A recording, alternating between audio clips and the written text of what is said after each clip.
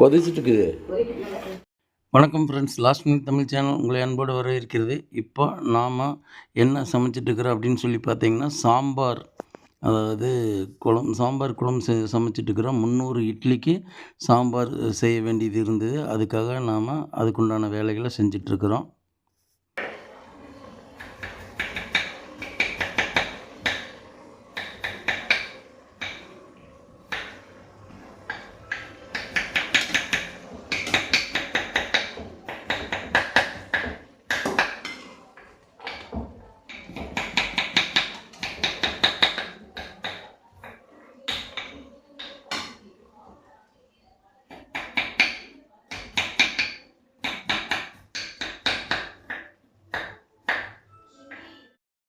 இப்போ பார்த்திங்கன்னா தேங்காயெல்லாம் வெட்டி முடிச்சாச்சு.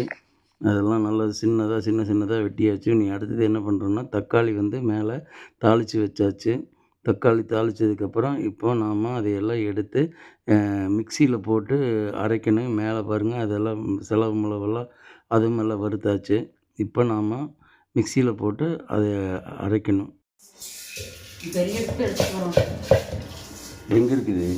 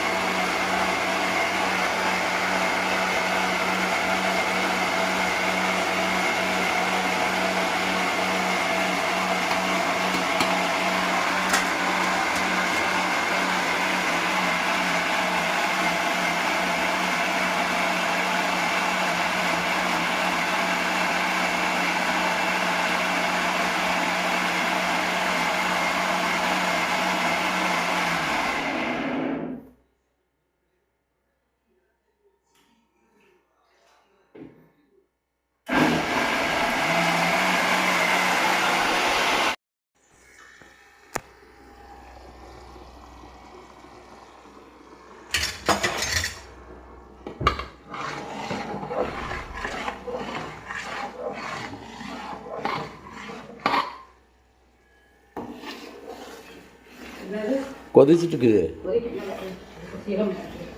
இங்கே அடி பிடிச்சிருச்சுன்னு அதுக்கு தான் கிளறி விட்டேன்.